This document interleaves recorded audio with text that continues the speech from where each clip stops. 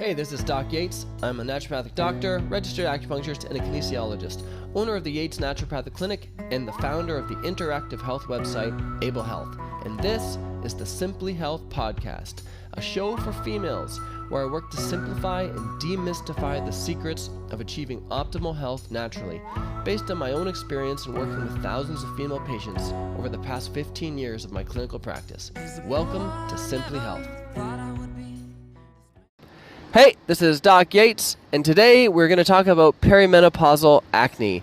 This is the frustrating time when you can no longer have the body you had when you were 18, but for some reason you're stuck with the acne from when you're 18. So we want to discuss what you can do if this is something that's been flaring up for you or popping up for you, and how we're going to deal with this acne.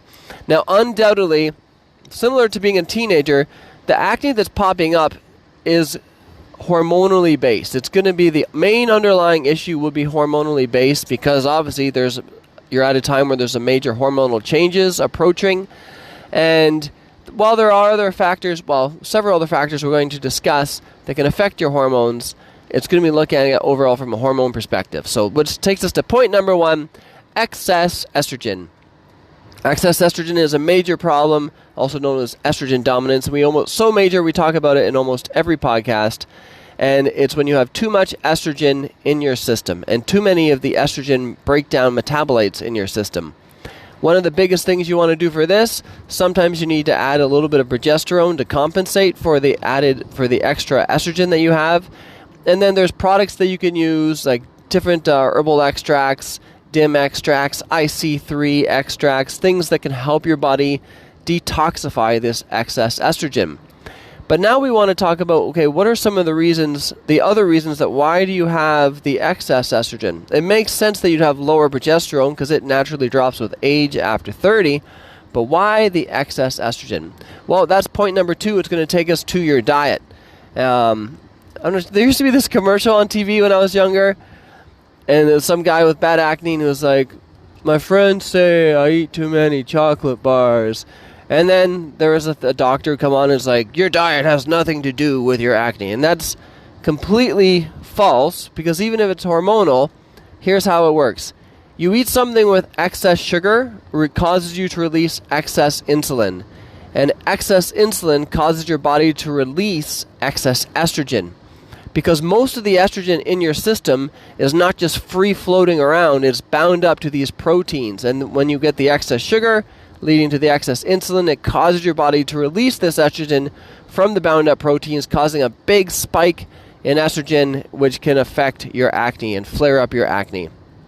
So the point of point number two, diet, is to cut back on your sugar, cut back on things that spike your sugar, like refined flours, lots of breads and pastas, and any other sugar things that you're consuming. And I would usually tell people, take a look at the ingredients, and if white flour or white sugar is in the top three, you pull those out and you will see a change in many aspects of your life. Point number three is sweating. So while I do think that a lot of normal, typical advice you get for acne would say, okay, let's use some more cleansers and pull back on the makeup. And that is a great idea. But one of the best ways that the skin can help detoxify itself is through sweating. So as I've mentioned in a previous episode about exercise in perimenopause, if you can force yourself to exercise and do it enough to break a solid sweat, especially in your face, and then rinse off after, that is one of the best ways that the skin will work to detoxify your pores.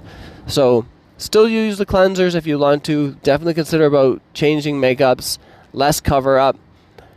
And that's kind of tricky too. It's like that cycle where, okay, I'm getting acne, so I'm going to add more cover up, which clogs the pores more, so I'm going to get more acne, so I use more cover up. In the meantime, sweat it out. Point number Point number four. Now we want to think about treating the acne from the inside out. So the skin and the sweat and the cleansers, that's all from the exterior. From the inside, we want to deal with the lymph. So your lymphatic glands and your lymphatic system is what's under the skin and helps cleanse the skin and the liver. So the lymph and the liver. To do this, it's fairly simple. There are some there are some basic herbs that you can use for this. In terms of ones that you'd have the best access to would be, let me think of some. Dandelion root off the top of my head. Dandelion root is an herb that you can find at any health food store or any grocery store with a health food store option. That would be great.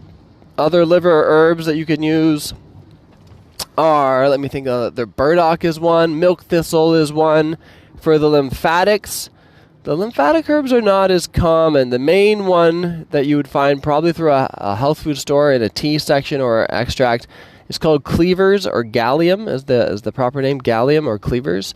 That is a great herb for lymphatics. The other thing is you can do to help flush your lymphatics, again, more exercise, hot and cold therapies, like anytime you've been to those Nordic spas where you're doing hot and cold treatments or hot and cold showers, any of these things that get the lymphatics flushed out will help with your skin. And the more you can do for detoxifying in your liver, the better. And I guess the other thing to consider is it's not just about detoxifying the liver, it's try not to over-toxify your liver. So, make sure you're having regular bowel movements. If you're using a lot of chemicals or exposed to a lot of chemicals, reducing that to have a better effect for your liver.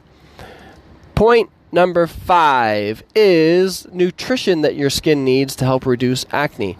Now, typically your skin does better with more omega-3, and when you're dealing with acne, you also want to consider vitamin A and vitamin D. And the one thing that has all of this in it is disgusting. It's cod liver oil. It is pretty gross. They do have flavored ones which are less gross, but cod liver oil would be a great one for your skin. You pick it up, you take a teaspoon a day, and that's going to help you with those levels, especially if you're like up here in Canada in the wintertime. Even if you are outside like naked in the sun at Christmas time, the angle of the sun, you're not going to get the same exposure that you need and be able to produce the same amount of vitamin D either way. So taking something with vitamin D in it would be a good idea. So why not use cod liver oil so you can get like a 3-in-1? Anytime you can make combos, I always say is better. So cod liver oil. So let's review everything. We have the excess estrogen has to be addressed.